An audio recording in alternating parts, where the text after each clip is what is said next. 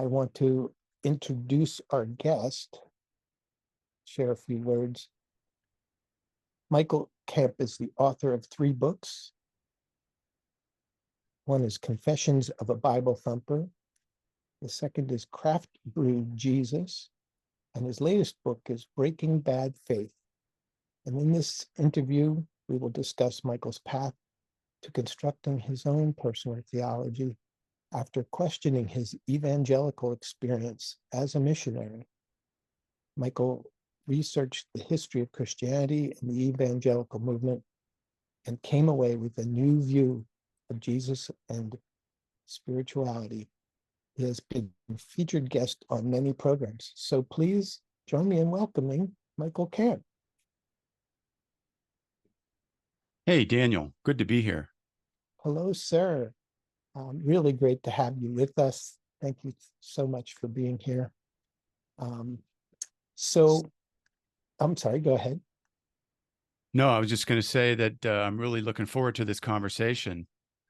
Yes, as am I, and I think a lot of our guests who are here with us. And I got several messages from people who wish they could be with us, but they were glad to hear this was being recorded and that they could view it later.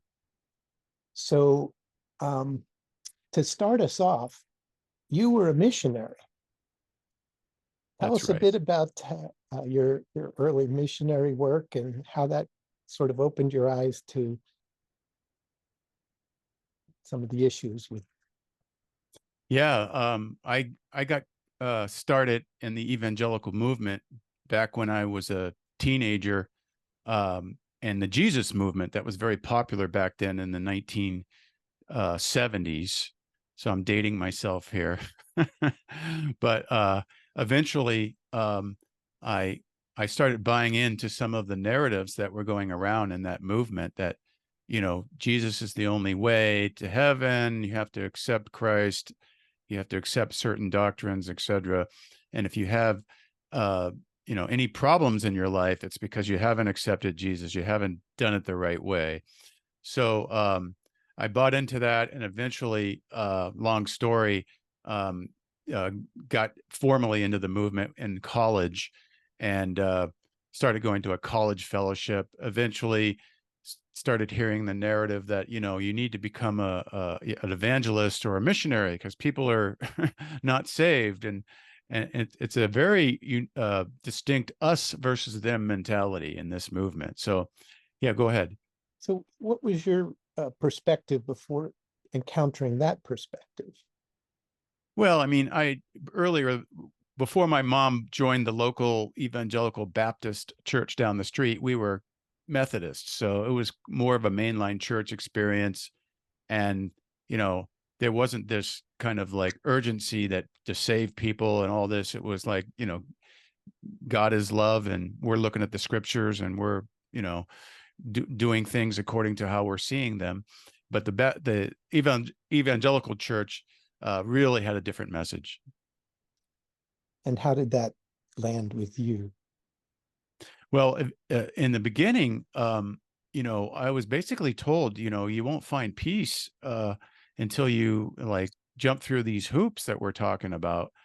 And, you know, in your formative years, in your teens and early 20s, particularly, you know, some people have issues. They're trying to figure out, you know, what they're going to do with their life, the meaning of life. Maybe they're starting to ask those questions. And I was doing that as well. So I sincerely started believing some of these narratives that they were saying. And I thought, I guess because I'm having, you know, I feel like I'm screwed up right now. I need to commit to Jesus and join this church or join some church. So eventually I did. And then I started to look at the, you know, like, what am I going to do as this new Christian? And I eventually became a missionary to Muslims in Africa. So as I like to say, it was like I went to the evangelical swimming pool, ran down to the deep end, chose the highest diving board and dove in, right? So, you know, some of the living in Africa for 7 years of ultimate off and on, and then working with Muslims, which was a very positive experience. But I was there to, the agenda was there to convert them and to, set them straight. Mm. So tell us a little bit about how that was initially and how your eyes got opened. Well, it didn't take long for me to realize that, you know, when we live in this uh, American culture, uh, most of us come from Christian backgrounds, whether they're mainline or they're evangelical. Actually, 1/3 or more, or 40, maybe even 40% or more of Americans have some kind of a fundamentalist or evangelical faith, right? So, everything is in in theory, this is the way the world's supposed to work. If you don't accept Christ, if you don't believe the right things, you're going to end up in hell or something like that. And you go overseas to a 99% Muslim culture, and you have a totally different perspective. You're like, wait a minute, right? If what we're saying is true, then all these people, except for a very few that might get converted or have converted, pretty much all of them are going to go to hell, according to our theology. So after, working for a few months, I was there for 2 years in Somalia before the Civil War. So it was a stable country back then. But after working there for a couple of years, or even just a few months, I fell in love with this people. I mean, they had a great sense of humor. They were hospitable, friendly. Most of them, they were all Muslims, except for very, very few that weren't. And they were just like us. You have Christians who are serious about it, and you have Christians who aren't serious about it. They were just like us. So if I can share a little of my similar story, it's a bit different though. I was brought up Catholic, Yep. and that taught me to. It gave me a sense of wonder about the spiritual world, and I was an inquisitive kid, and so I'm like, okay, what's all this about? And I love the story of Jesus, but then the dogma and the doctrine started to get to me as a teenager, as a young teenager. I'm like, Exactly. Mm-hmm. you mean if they're not baptized, they can't go to heaven? And my classic example is, what if it's an Aborigine who never heard of Jesus? You know? So I became at that time what I call spiritual independent. Yeah. So Well, yeah, that makes sense. I mean, something like that happened to me too, because I was realizing, no, this can't be true. I love these people. I feel God's love for these people. I had an experience, what I call discovering universal love, that uh, God has love for all of humanity equally, right? And so that does not mesh with this other view that, oh, these people aren't going to heaven unless this happens, and et cetera. So yeah, you end up coming out with something. You called yourself a spiritual independent. I called it, I changed my view of the afterlife and became an inclusivist, meaning that it's possible that many people will go to heaven even though they're outside of Christendom, outside of Christianity. But I still believed in hell at the time, because at the time, who was I to question the Bible? Who was I to question what everyone was saying? And the other thing was, I kept that a secret, because as a missionary, or someone's raising support for your profession, you don't want people to know that, oh, I don't believe exactly the way you do on this. They'll stop supporting you. They'll stop, you know, uh, sponsoring you, right? And you'll get yourself in trouble. So I kept it a secret at that time. yeah, it's a shame how things get twisted in that way with organized religion in some cases. Right. Absolutely. So then what happened? Well, I went on, I was in Africa a total of 7 years in 3 different countries. And I always worked, almost 95% of the time, I worked with Muslims. And after my second, uh, let's say, or my last mission to a country called Malawi. I came back and I was totally burned out. It's a long story, but I had experienced spiritual abuse on our mission team. One of the leaders was spiritually abusive, What, and define that for us. basically, it's the phenomenon of really putting people down and using their authority, right? Being controlling, kind of a control freak. You got to, you have to do it this way. I'm the leader. You can't think for yourself, really. If you disagree, you got to stay in line. Something's wrong with you if you're not, Right. if you're having trouble with my authority, some stuff Okay. like that, and then it just kind of wears on you. But so I came home with that experience, and I went into a clinical depression. I was starting to question some of my beliefs, some of the doctrines that we believed in evangelicalism. And I was really in a bad place. But the evangelical solution, of course, is to, have someone expel the evil spirits from you, or just Right. read your Bible more, or pray more, or, so, go ahead.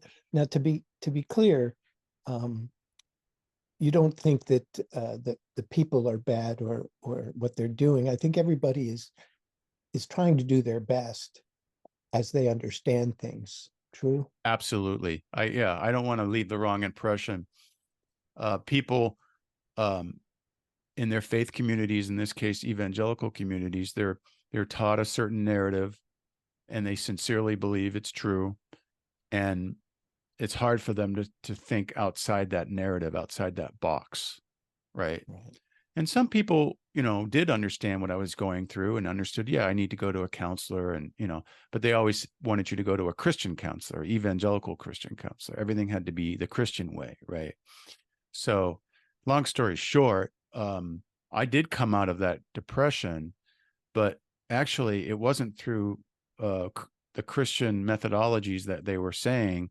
It was, although I did have a couple Christian counselors and they did help, but the thing that really helped me was getting what we call today as cognitive behavioral therapy, basically, which is a completely secular method of psychology helping people who are depressed and have anxiety. And so that really saved me, as well as reading some books on spiritual abuse and understanding what happened to me. There's a book that was called Faith That Hurts versus Faith That Heals. That really helped me understanding the difference between harmful faith and healthy faith. Interesting. Yeah. So briefly, the cognitive therapy, I'm familiar with it. It's used to help people who have terrible phobias. Can you briefly explain how they helped you there? Yeah. Cognitive therapy is basically on working under the premise that what you feel is from what you think, how you think. So if you think negative thoughts, you're going to feel bad, right? So it's getting you to the point of identifying the harmful thoughts that you have, the negative thoughts, assigning some kind of a type of thought it is, like you're blowing things out of proportion, you're minimizing the positive, things like that, and then helping you come to a different narrative, saying that's not true, actually this is true, and then retraining your brain to think differently about those things. And so that's what makes it so helpful, is because really your brain becomes trained to think a certain way when you're depressed, and you're kind of in a loop, and you're caught in that loop, and that cognitive therapy helps you to get out of it and then start thinking differently, and then proactively almost meditating on the positive thoughts that counteract the negative, and then finally you start coming out of it. So what were some of those positive thoughts that you were contemplating? Yeah. first of all, was with the spiritual abuse, just understanding that um, this wasn't it wasn't only me that's going on. There is real abuse going on. There's real abuse of authority, right? There's a religious indoctrination that's going on, and people use certain doctrines to make you fearful, to make you put you in line, to keep you under control. And so understanding, okay, that's a real thing. And so now I'll focus on, right, the fact that that's real. Some people enable it. Some people are the abusers themselves. Some people enable abusers, and some people just going along, well, who am I to question what's going on? And so I had to start to stand up for myself and go, okay, no, this is abuse, and let's correct it. So this makes me think, sadly, about the problems in the Catholic Church with clergy abuse, sexual Yes, abuse. right. And it's, I think religion starts with a spiritual experience.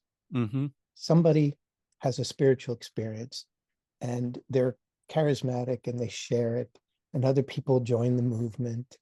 And then other people get involved and they're like, oh, yeah, I can see.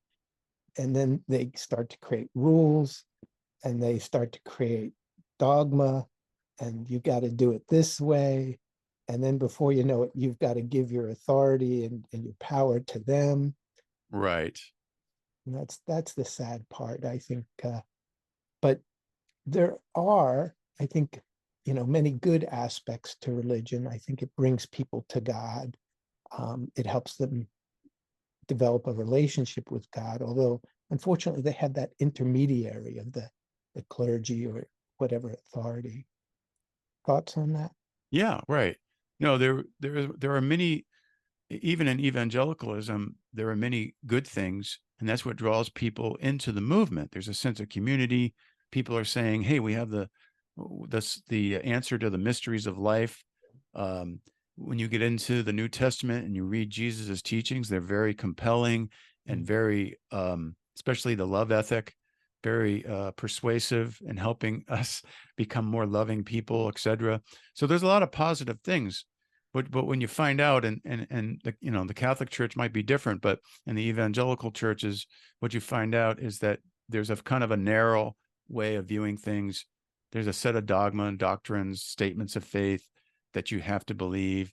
And if you don't believe everything in the Bible, for example, you might be, called a heretic, or you're not, you're not good enough because you're doubting certain doctrines and so forth, or you're just not, not just towing the line and doing everything that people expect you to do.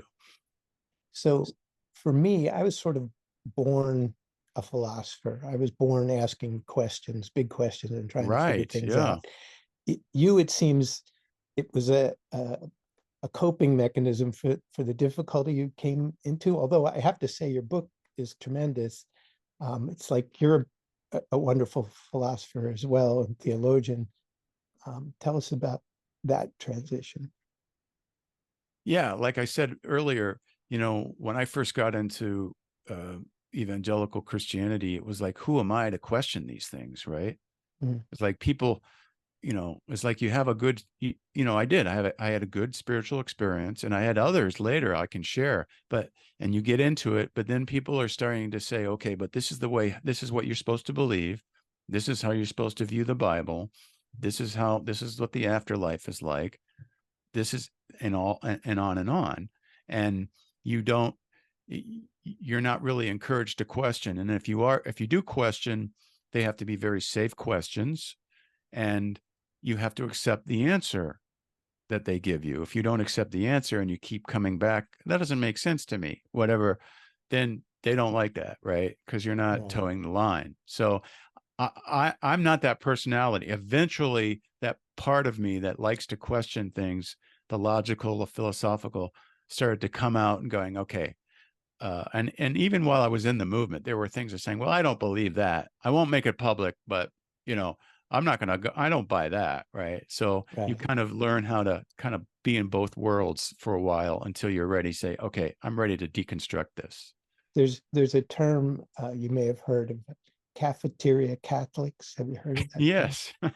Where You you pick and kind of choose. Right. pick and choose the things you want to Right. believe. Right. Yeah. I think we're all secretly cafeteria whatevers, Yeah. Right. Yeah. and that's the way it should be, I think. Right. Yeah, and it should be. And but the problem in some religious organized religion, they don't let you be that. They don't want you to be that. They want you to take everything that they give you. So to relate this a bit to the Association for Near-Death Studies and near-death Mhm. experiences and these tremendous spiritual experiences that people have in various forms, um, it totally changes your worldview. And many near-death experiencers and spiritual experiencers then have to reconstruct their world similar to what you did.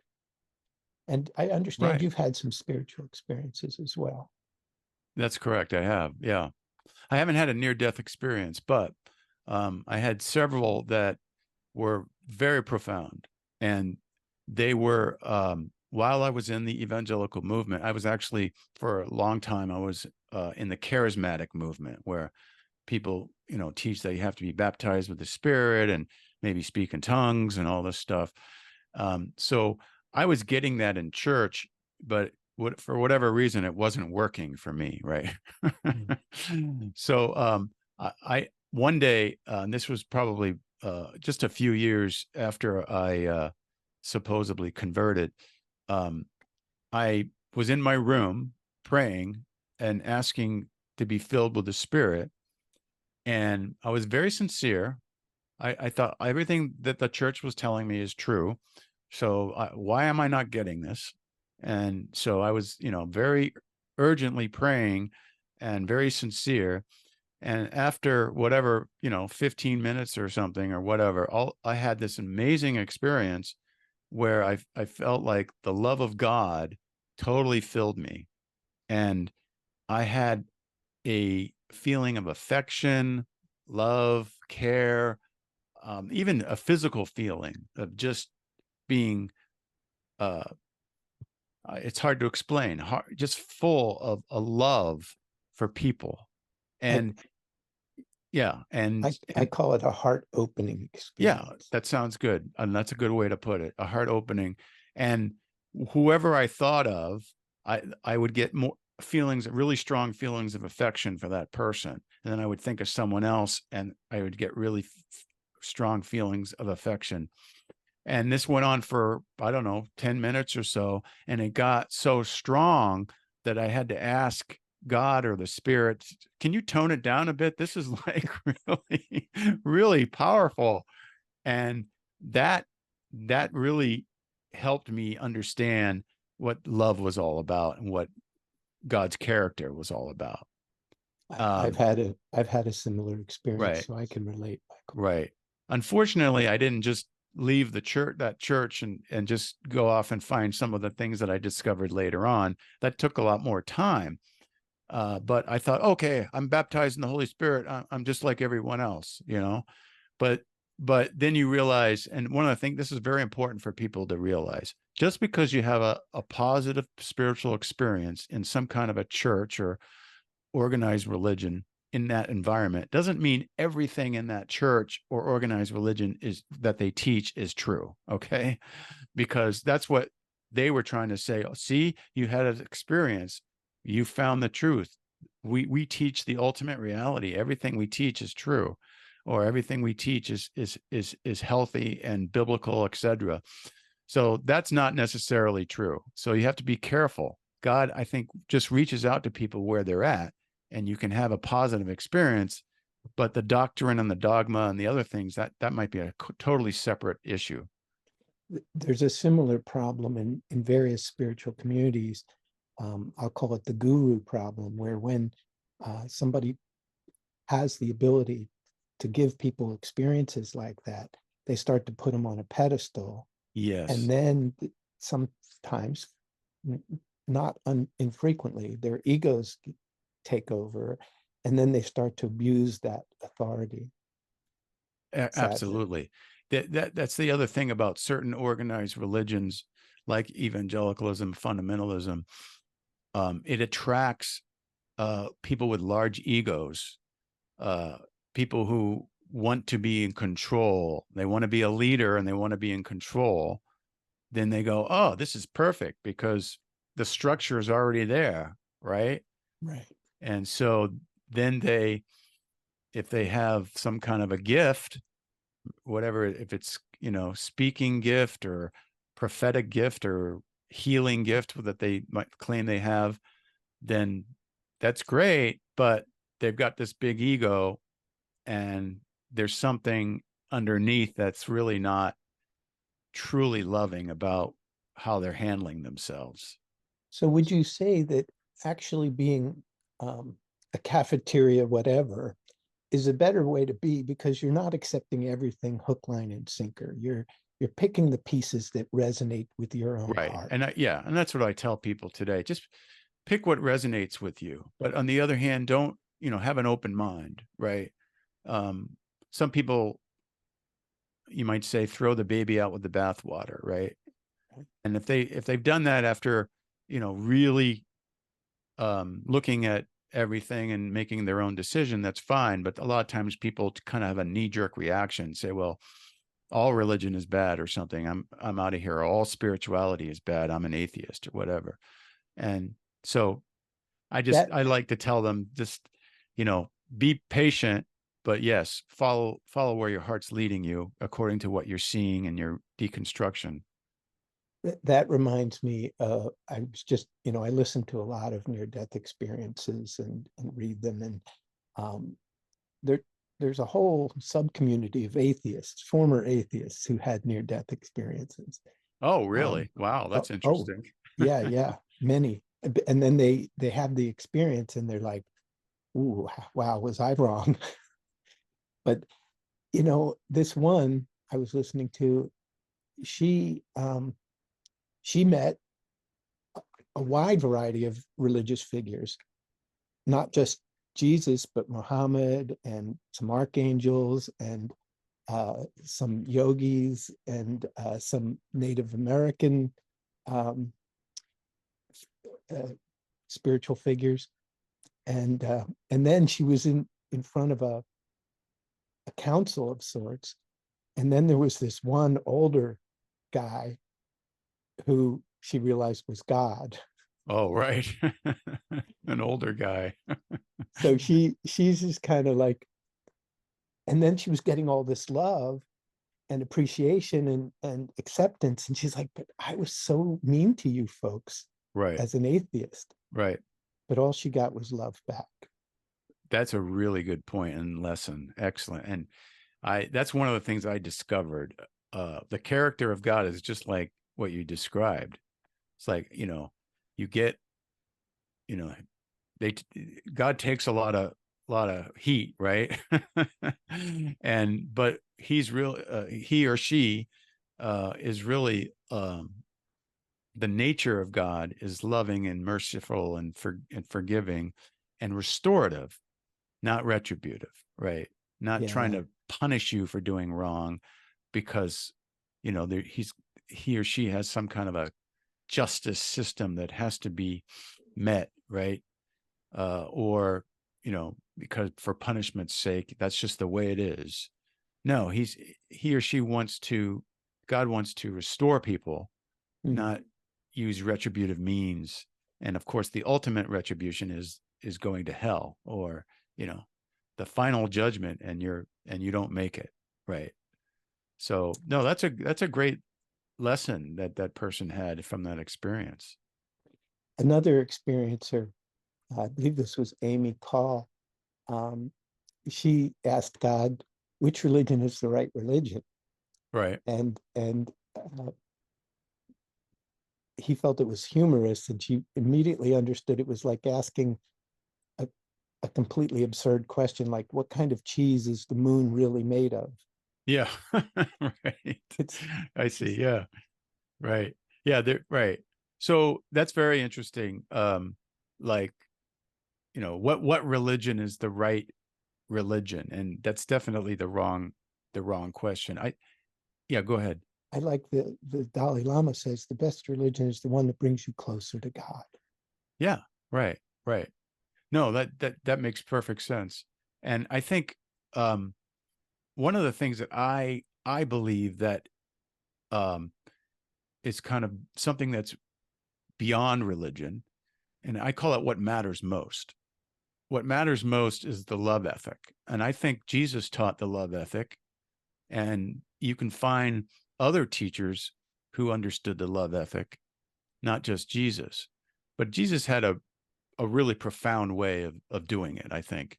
So, but when you focus on what matters most, the love ethic, and you say, okay, I'm just going to decide I'm going to be a person of love, and I'm going to try to love my neighbor and my enemies, and do the best I can, and it's very rewarding. It's extremely rewarding, and I don't think it matters what religion you're in or non-religion you're in.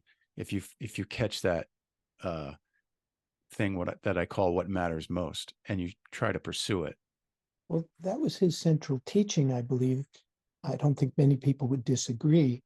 And it's also what most of the near-death experiencers report, Right. things like love is all that matters. That's what they come back saying, or it Yeah. was all love. It's all Yeah. love. Right. No, it's amazing. And I think one of the lessons I learned was getting out of that us versus them mentality. And because when you're in that us versus them, we're saved, they are lost, then you're always looking at other people outside you with a different lens, Yeah. right? And you're not on the same team until they join you. You're judging them, which You're judging them. You're right. You're putting them in a box there. And you can dehumanize them too, because if they do something wrong and they don't repent and become a Christian or whatever, and that's my experience, then yeah. they're just unregenerative. They're pagan, they're heretics, they're apostates, they're right. Anything they want to call you. And that's And a way of dehumanizing someone rather than saying, oh, you know what? Actually, Jesus taught us to love our enemies. And so we should love them. But love is, in some people, they try to do that, but they make it conditional love, not unconditional. and that's a slippery slope. Once you get into that place of righteousness where we're right and they're wrong, Right. it starts to justify nasty things, and it can get very nasty, as world history has shown. I won't get into examples. We're even experiencing one now in the Middle East, which Oh, yeah. Right. okay, Oh, yeah. I get into that in my book, how the retributive side can rear its ugly head, and it becomes yeah, violent. Even if people aren't directly engaged in violence or retribution, they can be indirectly doing it because they're applauding and worshiping a God who's violent and retributive, and claiming judgment is coming, and and they punishment use and hell for most of the human race. right, they use it to justify intolerance. Yes, right. Yes, that's right. It becomes, yeah, it's a way of justifying all kinds of biases against other people. So where else should we take this conversation? How do you Well, counsel people who are having trouble, or I understand you do some spiritual counseling. yeah, I do a little bit a spiritual coaching. Um, I've started a support group here based in Seattle that anyone in the country can join it, because we have Zoom meetings as well as in-person meetings. But and I have a workshop that kind of takes people through. One of the things in my experience, I'm focusing on what I'm excited about and passionate about, and what has helped me and other people like me. And there's two things I think that really stand out. Is number one is get your facts straight about the Bible and your religion, whatever that religion might be. And in my case, it was evangelical Christianity. So, like, how do you handle the Bible? Well, what's the history of the Bible?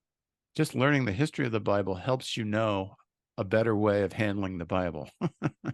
Because it didn't drop from heaven one day and say, oh, here it is. Right. Honestly. And Yeah. we need to understand, I think it was brilliant the way Jesus taught with parables, because he wasn't saying there was one truth. He was saying, here's a story.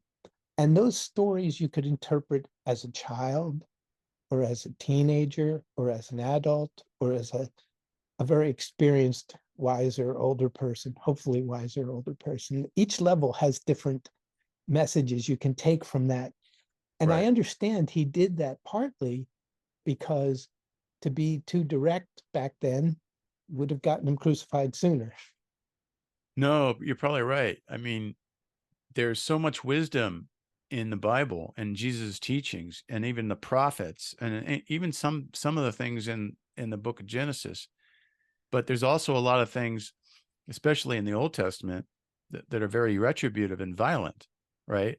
And so I think we need to approach the Bible in a way where we don't have to be stuck in this view that you have to accept everything, but you're free, and we should accept the wisdom that we read in it, but we don't have to accept everything, because that's where you get into trouble. You start believing in what I call a two-faced God. Well, I liked there's many little spots that stand out to me. I liked that when they asked Jesus, what's the greatest commandment? And he said, love God and love your neighbor. Right. Mm-hmm. And Yeah. that boils it down and makes it Boils easy. it down. Right.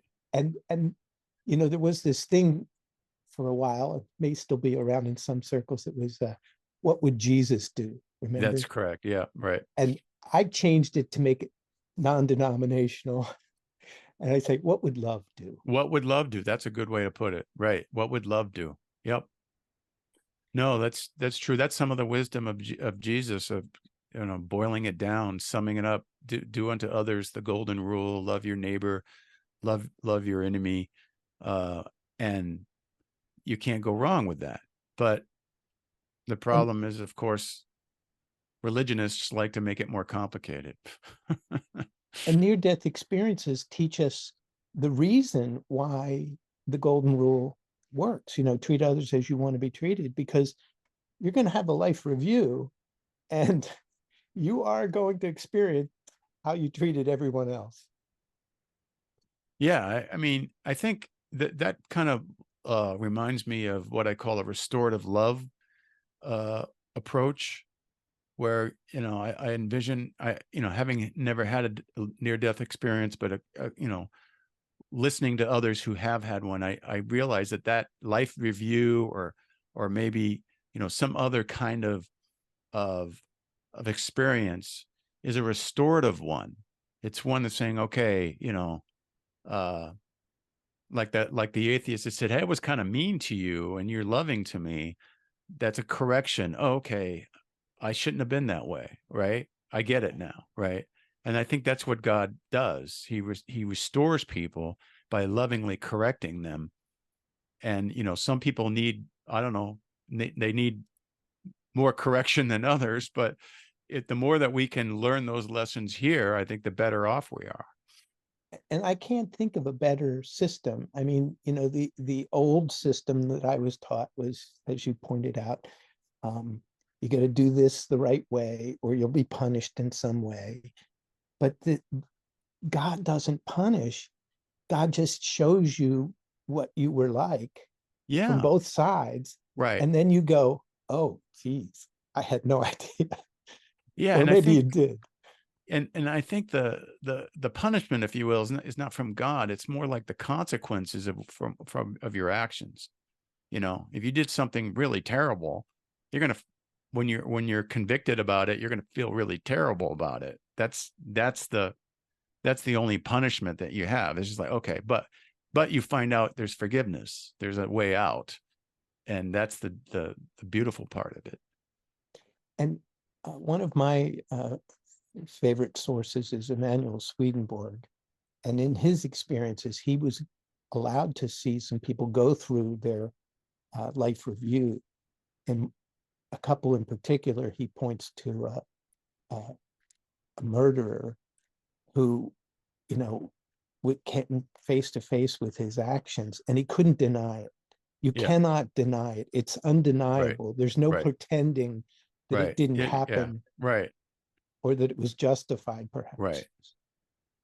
No, that makes sense. And that reminds me of one of the things that I bring out in the book, and just one of the lessons I've learned is that this restorative way, we can start doing that today. We don't, have to wait for our life review.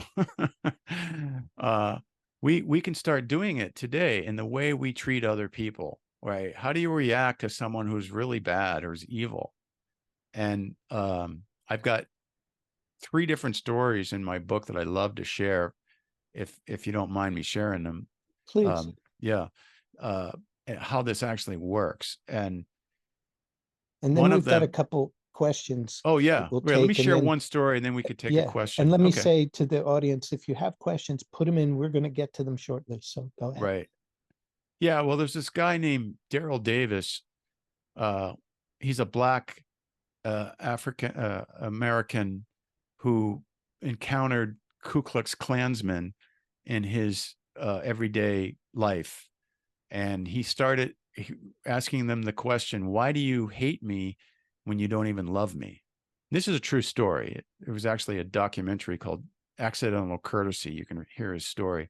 So he decided to pursue these people and say, look, why is this going on? And he befriended them. He showed them respect because they're humans, not respect for their racism. He challenged them. He did a lot of research on why they believed this way. So he actually knew more about the Klan than a lot of Klansmen. And he slowly built these relationships with these people and challenged them when they were wrong factually. But because he was respecting and loving them, he actually eventually turned over 200 of them to give up their robes and to renounce racism. That's awesome. It's just amazing. And it's like, it's not the retributive approach. It's not like, oh, these people are bigots, racists, let's criminalize it. Let's hunt them down, find them doing something wrong and punish them. Put them in No, jail. Yeah. it's finding a way of why do they believe this way? And what can you do to help change their mindset and restore them? And doing it in a loving way is the only way that works in my mind. I love that. What else do you have? Was there another one you wanted? Yeah, there was a couple other ones. There was a Jewish couple. I think the man was a rabbi. He moved into a new community, and he started getting messages from someone just anonymously, but then they left their name, and they were basically like, really ugly messages. Why are you moving into this neighborhood? You don't belong here. You better be careful. You're going to get, something's going to happen to you and your family. You should leave because you're Jewish, right? They were anti-Semites, and they probably were a member of the Klan too. So these people, the way they responded to this was they were, of course, alarmed and they were worried, but they knew the love of God, right? And as Jewish people, that's one of the things that they taught, right? So they decided to respond to this person in a loving way, again, like the other gentleman, but a challenging way, right? And so they did, and they started to leave him messages and say things like, they found out that he had diabetes, so they showed a little empathy for him, and they said, they left a message that said, whatever his name was, John, your disease, because he lost a leg because of his diabetes, and he was in a wheelchair. He says, if you were around in Nazi Germany, you'd be one of the first ones to go, because that's what Hitler was doing. He was getting rid of handicapped people first, and the mentally ill people and so forth. And then they'd say stuff like, John, you don't have very much love. You don't have any love in your life. You're just so bitter and hatred. There's a lot of love out there, and we'd love to help you find it. Stuff like that. And eventually it wore down on him. And believe it or not, the guy eventually was cared for by this couple, because he was having more and more health problems. And he converted to Judaism and became their good friend. I mean, it's just amazing. That's awesome. So we have a couple questions. Sure. This first one, I would love to hear more about Michael's experience of going through his spiritual change and what gave him the strength to continue forward and trust in his own inner truth. And what changes did this bring about within him as he traveled the new path? Yeah, that's a great question. I think the first thing to say is that for me and most people, it can be a slow process, and it's painful at first, because you risk losing your community, you risk losing, friends. You might feel guilty, shame, because there's these voices that are saying, you shouldn't be doing this. You should get, you're backsliding, and so it's a difficult process. But the thing that really helps is finding other people who are going through the same thing and starting to build a new community, and finding those people and say, hey, I had the same issues with this. Let's look at this together. And that helps a lot. It gives you some solid ground to stand on when you have other people that can share your deconstruction. And then the other thing is to get some really good history lessons under your belt, because there's some doctrines and dogma out there that just are not historically accurate or even biblically accurate. There's a mistranslation in the Bible or something, So if you get those facts under your belt, that helps you stand like, oh, okay, I can take this and I can keep going, because I know I'm on the right path. I'm looking for what's really true and what's really going on under the surface. I'm not just believing something in the pat answers that people have. So I think those two things, community and getting historical or biblical facts as much as you can. Yeah, there's so many nuances in translation, and it's so easy to come up with a different meaning than the original meaning, or to limit a meaning when it was meant to be broad. I think, for example, one of the commandments, thou shalt not kill, I believe is actually more correctly interpreted, thou shalt not murder. So we're getting a couple of questions about your services. So I'm going to put your website in the chat.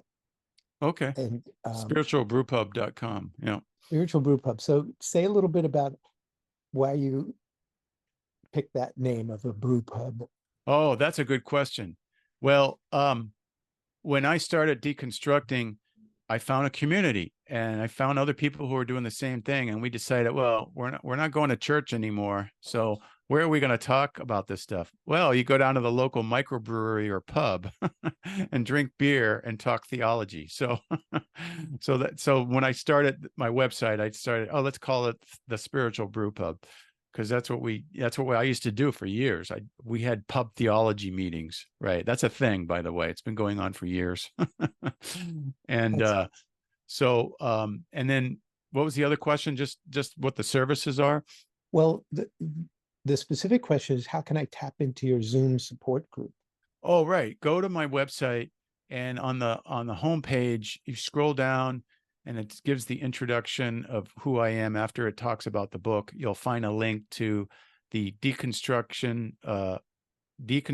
evangelicalism support group, and click on that. That brings you to a meetup.com association, and then you just join, and then you'll get invited to all the events. Wonderful.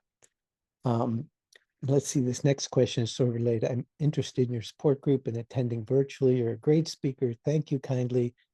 Susan from Durham, Susan Nelson from Durham. Nice. So, thank you, Yeah. Susan, The other thing I have is a workshop. If you go to my website and you click on workshop, you can see there's 6 hours of content that you can view that helps people go through deconstruction. Okay, our next question. Some of us, this is from Heather. Hello, Heather. Some of us were deeply indoctrinated in our religion as children, and as much as we logically want to let go, we still have a voice saying, if you believe the wrong thing, you're going to hell.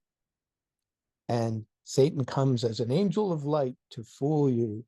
And yes. Yep. In the end, even the chosen will fall away. Yep. How do you get that out of your head? That's a very good question. In my deconstruction workshop, I have a whole session on how to deal with that. Basically, I'm sure there are other ways to deal with it, but I have a couple of methods that I teach people.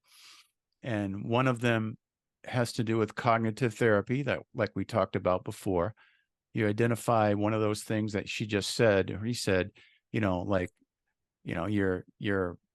if you believe this, you're going to go to hell, you better stop. And then you find a rational response that's based on all the things that you've studied and all, your new found knowledge. And then you combat that thought, and then train yourself to, every time you have that thought, you go, okay, what's my rational response? And then just train yourself to stop thinking the negative thoughts, because the rational responses, they make a lot of sense. I mean, it's like when you realize, wait a minute, what I used to believe about this is really crazy, and so that's one of the methods. And then there's another method. Go ahead. Did you have something to add? No, you please. Yeah. Another method is, I call a philosopher at the University of Washington who was a former fundamentalist. I interviewed him once, and he has what he calls the if-then logic method. Like, for example, you start creating sentences like, if God is completely loving, like I believe, why would he get mad at me for doubting something because I'm using my own God-given mind and sense of reason? Why would God get mad at me and angry? That doesn't make any sense. If you're sincere and you're really, you're not rebellious, you're not going off and trying to, I don't know, become a serial killer all of a sudden, or become a really bad person, you're really sincere, then there's no reason to fear that, because that's not love. So this brings up several thoughts. One is, what is the opposite of love? It's not hate, it's fear. Yeah. A lot of people have taught that. And that whole category that we were just discussing comes from an implanted fear. And I think, personally, there are reasonable concerns. I won't call them fears. You want to be careful crossing the street. You don't just want to run out into traffic, right? Yeah.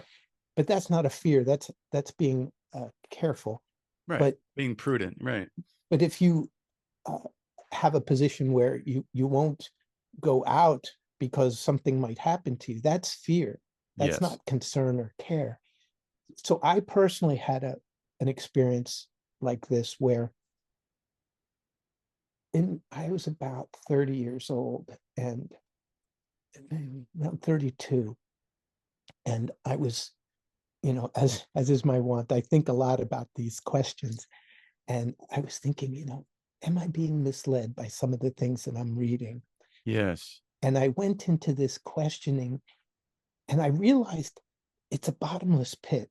Doubt is a bottomless pit. You can doubt and doubt and doubt and go further and further, and you're only distancing yourself from God's love, in my opinion. That was my dark night of the soul, and I came Yeah. out of it. Right. No, that makes sense. Another thing I just thought of was that, you know, um, organized religion will tell you there's this one way to believe and everything has to be lined up.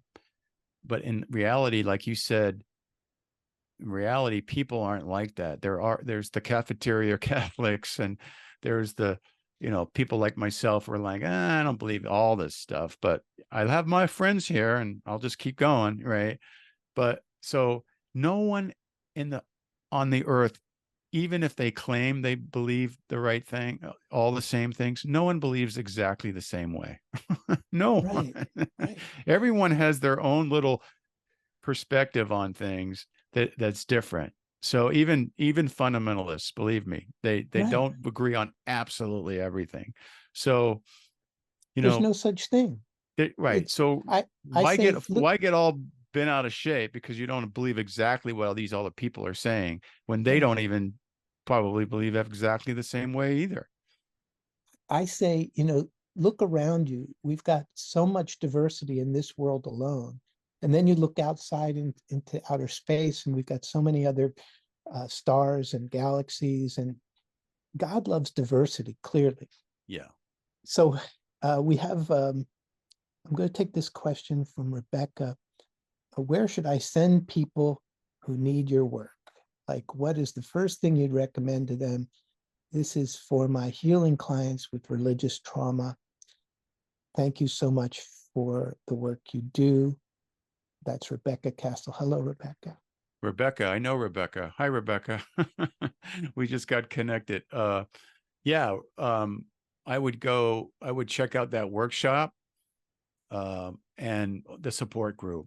And I hate to keep doing a shameless plug, but if it's appropriate, some people just reading a book it can really help them.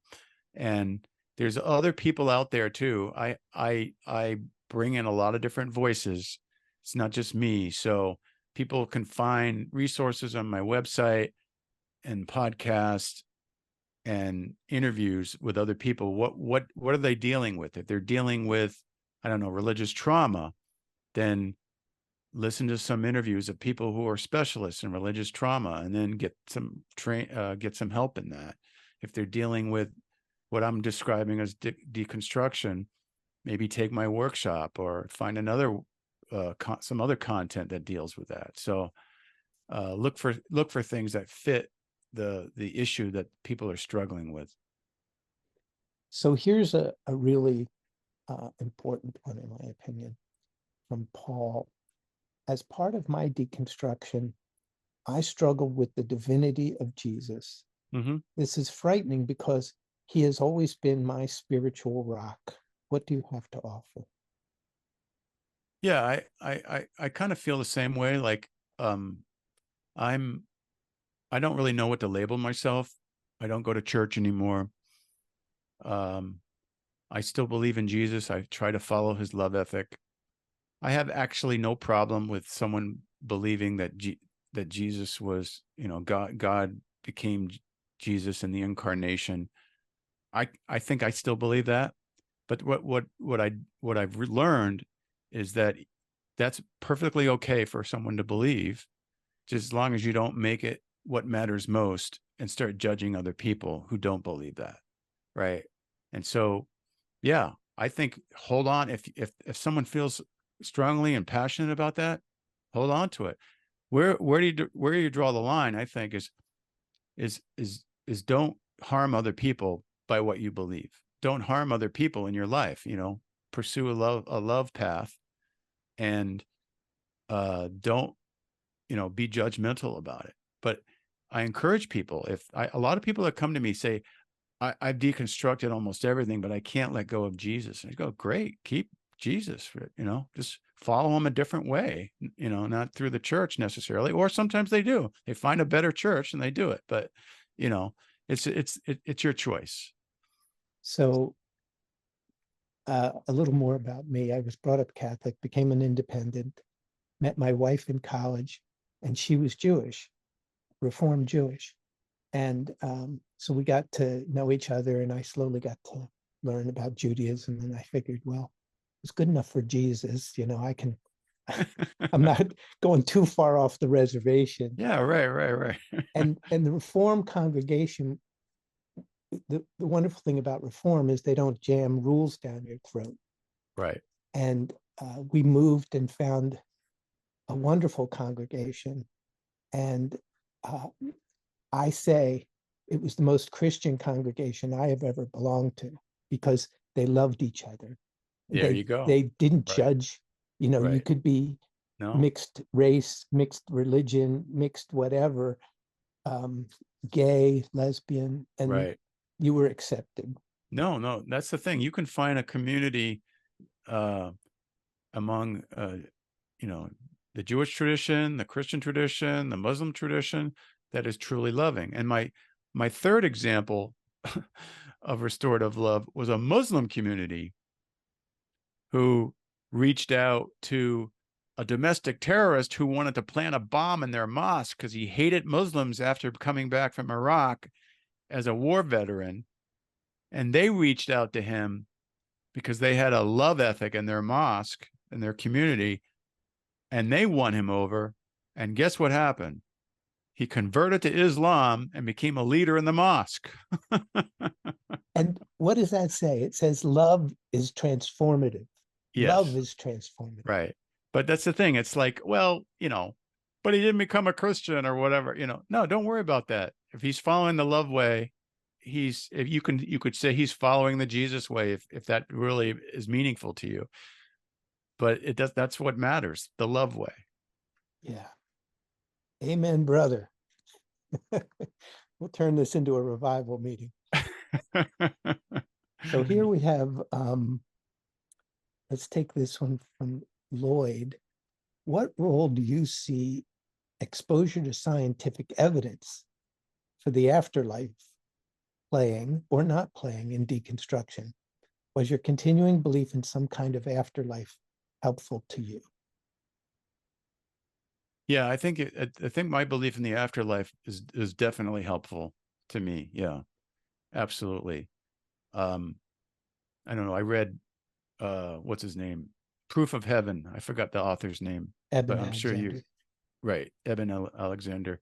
I thought that was a great book. I think, it kind of confirms to you, oh, that's what I thought it would be like. That's what I was hoping it would be like. And now I find out there's witnesses to it. It's very encouraging. But what was the other part of the question? How is science related to that? Well, I think they were saying that basically it's becoming more factual that near-death experiences are Right. true. Yeah, right. Because of the preponderance of the evidence and the people. Exactly. I'm going to put a plug in for the new movie, the new documentary that's playing in theaters called After Death. Okay. I saw it last weekend. It's wonderfully done. It doesn't push any agenda. It doesn't push religion down your throat. And in it, they interview one of the founders of IANDS, Michael Sabom, who came at it as a physician who wanted to, figure out what was going on. And I think he thought he would be debunking it. Yeah, that's right. But he actually came to be a believer. Mm-hmm. And he says at some point you get enough evidence. It's not proof, but it's the next best thing. And right. I say we've got a ton of evidence. So right. Oh, that makes sense. Yeah. All right, let's see. Why would a loving God create humans who he knew in his omniscience before creating them that they would ultimately not believe in atonement and would therefore go to hell? This is a rhetorical question from a cafeteria Catholic. We're with him, Paul. Yeah, definitely. Why would a God do that? Absolutely. Well, the interesting theological answer to that I like is that we were given free will, and that's an ultimate gift, but it's not free will if God forces you to do something or believe something. And so it's up to us to find God. Yeah, I think one of the things that I've just learned recently, and I'll give a plug for this theologian named Thomas Ord. I don't know if you're familiar with him, but he just wrote a book about this issue. But he basically starts talking about the uncontrolling love of God. That God, if there, you know, there are actually, he believes there's actually some limitations. God isn't really not all powerful the way we think of it, because he's love.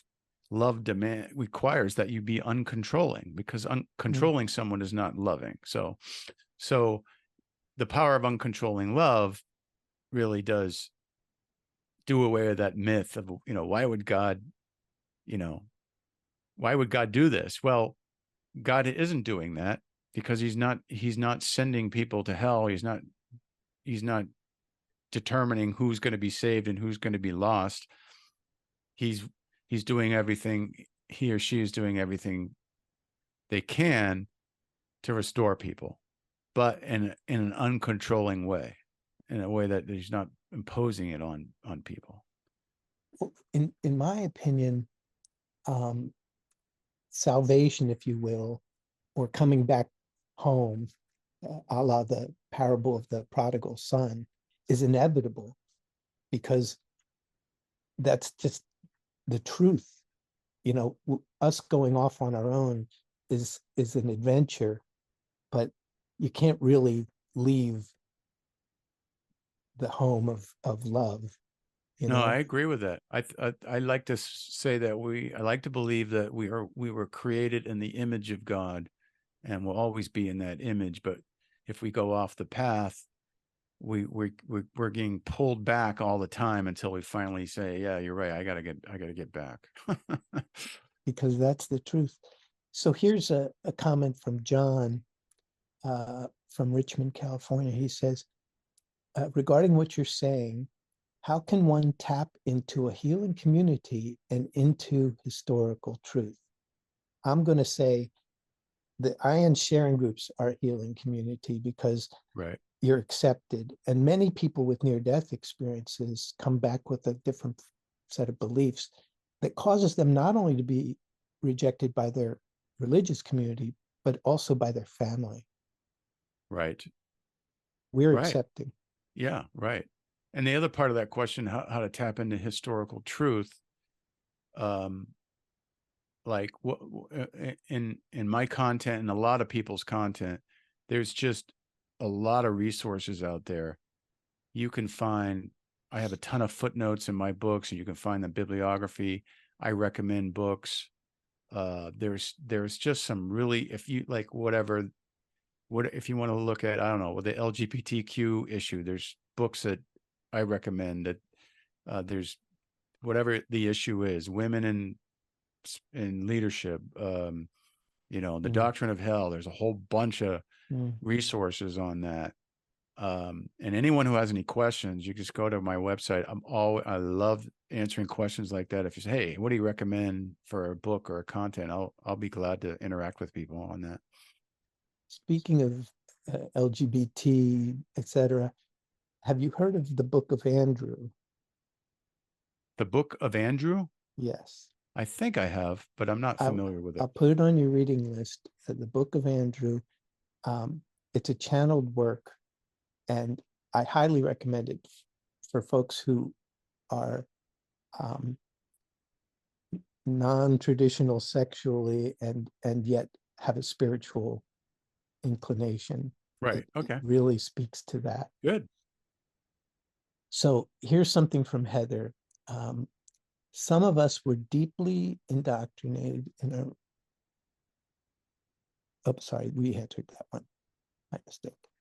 Here's Susan. What are your beliefs now about, or how do you address in your overall outlook on God now, spiritual abuse? I experienced abuse at a young age where I was beaten and was told God was punishing me and that hips were created by God for spanking. Oh, And God. that Oh, man. affects my view of God now. Does your book address this type of abuse and the idea Yeah, that God is that's a good punishing? question. It doesn't address it a lot. I do talk about physical abuse a little bit, you know, the spanking. I mean, I was in a church that taught that God wants you to spank your kids, and if you don't, you're being disobedient and all this crap. And so the first, the first place is to deconstruct that. And my book talks a lot about violence, and that what you just described is really a violent, punitive way of trying to raise a child, and it's totally destructive. So I think you'd get some help looking at looking at what I have to say about that. But really, you need to find some community of people who've really gone through the same thing. And if people are traumatized by that, there are coaches. I'm getting a certification. I don't have my certification yet, but I just started a program to be certified spiritual director, and I'm going to be taught how to help people with religious trauma. But I know counselors who work with that. So if you need a referral, I can give you a referral. And I'll chime in that current leading edge thinking about parenting is that the answer is love, Oh, respect. absolutely. So, we keep No, coming back to that. no, it's true. I mean, there's a example in my book about a psychiatrist who studied people at a mental state hospital in Massachusetts, and he basically walked away and said, you know what, most of these people are here because they were abused as children or something crazy happened, and we got to break this cycle because all we're doing is creating, you know, people who are messed up and need help. And it's not like they chose to do it this way. They were raised that way. So, Yeah. but there's help out there. I mean, that person who asked that question, just the fact that they have that question, that's a great sign that you're addressing it. You realize it's wrong, and now you're trying to get out of the trauma of it. And that if then logic or the cognitive therapy will help a lot. So What would love do? what would love do? Right. If this is true, then what would love do? Or if this is true, why would God do, be that way? Yeah. So here's a question. When will your book come out as an audio, or will it come out as an audio book? Oh, yeah, we just finished the audio. I'm glad you asked that. I should know within a day or two. Probably next week, I would imagine. Within 2 weeks for sure, it'll be out. If you go on Amazon, you find the book. Just keep checking until you see the audio. It should come out very soon. So again, spiritualbrewpub.com. All right. And now we have from Stephen Smith. Hello, Stephen. Michael, I believe it is the book of Thomas that was left out of the Bible, where it states that at the end, all the people in hell are brought up to heaven. Have you ever heard about that? I'm a little familiar with the Book of Thomas, but I don't remember that exact teaching. Mhm. There were, I'll just say that there were several other books that never made it in the New Testament. Some of them, several of them, people thought, Orthodox Christians thought they should be in the New Testament. I'm not sure if Thomas falls into that, but I know Thomas has some sayings in there that sound like the real Jesus, etc. But I think that particular narrative that people will be brought out of hell is some argue it's actually already in the New Testament, and I forgot what verse it is, but you have to kind of unpack the word hell, because hell is not a good translation. but there is definitely a narrative that people are brought out of whatever this. The better translation for eternal punishment, that's a wrong translation, is the rehabilitation of the age, or something like that. And so that's kind of like, if people are in God's rehab program, they're going to come out, right? So don't worry about that. But, I don't think we should have some kind of a purgatory doctrine or anything, but we need to know that God's got it covered, and he's rehabilitating people.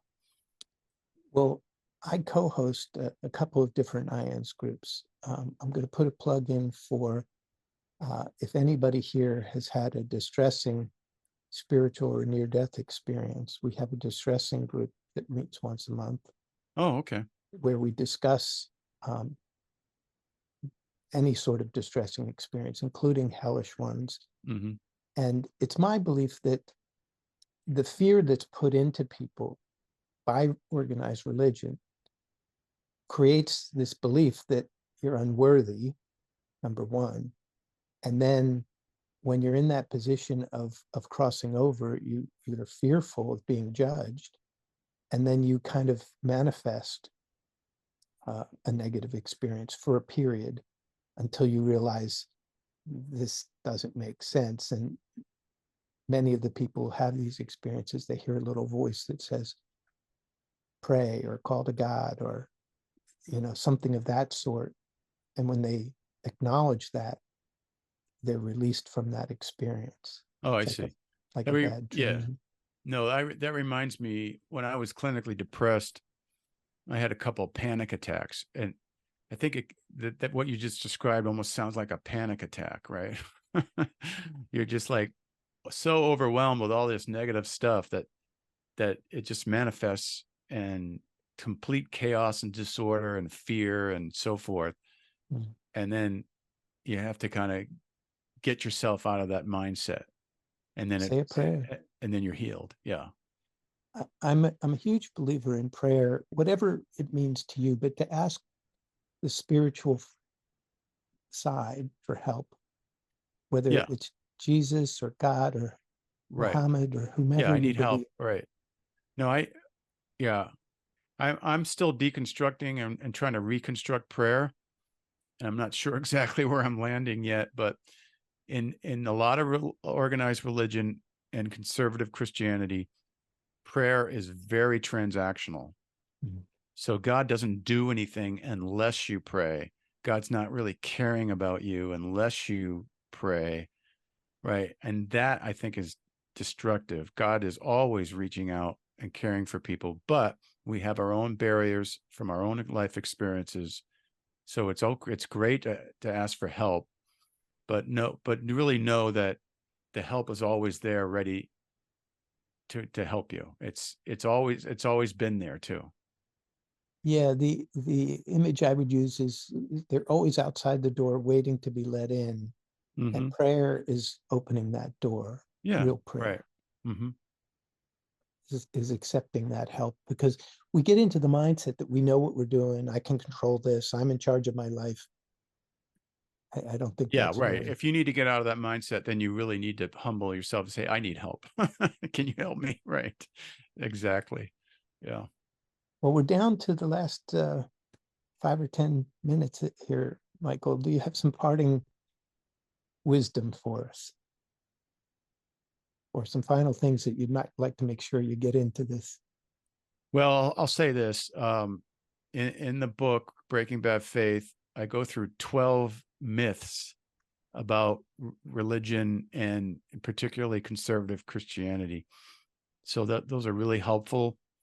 And, they have to do with how to view the Bible, how we think that Christianity is a religion. It's really shouldn't be considered a religion. How the original movement of Jesus for a couple hundred years at least, it was not what we think of as Christianity. It was totally different. So we have to kind of go back and see what that was like. There's also a couple of what I call destructive dogma doctrines, like the original depravity doctrine, that all of us are really bad people unless God changes us and we become the right religion or something. And I deal with that in the book. And then another one is what's called penal substitutionary atonement of the cross, the view of the cross, which I believe it's not only historically inaccurate, but it's very destructive. And that's the belief that God requires violence. In other words, God required that Jesus be tortured and murdered in order to forgive people, which is a retributive way of looking at the cross. So those kinds of things are really important to deconstruct and rebuild something that's more true to the history record, a record of history, and true to the way God's character really is. So I think one of the key messages that I get from my envisioning of Jesus and his teachings, from what I understand, is that you can have a personal relationship with God. Each of us can have a personal relationship. We don't need any intermediaries. We don't have to do anything in particular. We don't have to have, wear a certain type of hat or headdress. Go ahead if you like to. We don't have to believe a certain thing. That we can have that relationship just by reaching out. Yeah, absolutely. Right. Yeah.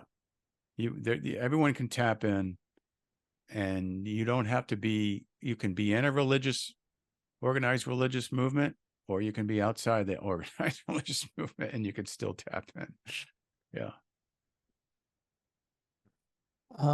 Well, this has been wonderful. It's so good to have you on. I thank you so much. I'll put a plug in for another little group I do, which is called IANDS Open Spirituality Group, which is about inclusive theology. Okay.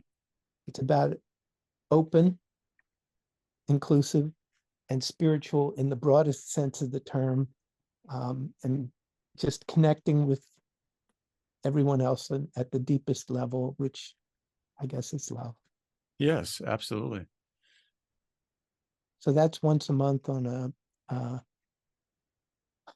Sunday afternoon at 1:00, the fourth Sunday of every month. Well, my friend, really great having you. Thank you so very much. We're out of questions and we're almost out of time. I wish you all the best and hope to run into you here, there, and everywhere. Oh, absolutely. This has been wonderful to have a conversation with you and meet some of the folks that are part of your organization and your events. And I'm really glad that we did this. I like I said, I've never had a near-death experience, so I was like, should I do this? What? But this was a great choice. I mean, this has been an excellent conversation because so many people relate to all these things, whether you've had a near-death experience or not. Well, this is the intersection. The NDEs teach us the same theology that your book Yeah, espouses. right. Yeah, very good. Well, Good thank you stuff, to Daniel. Thanks so much for having me on. You're welcome, and thank you to everyone who's been in the audience here. Thank you to Howie, who helps us in the background. Thank you to IANDS for creating the space for this. We love you all. God bless. Thank you.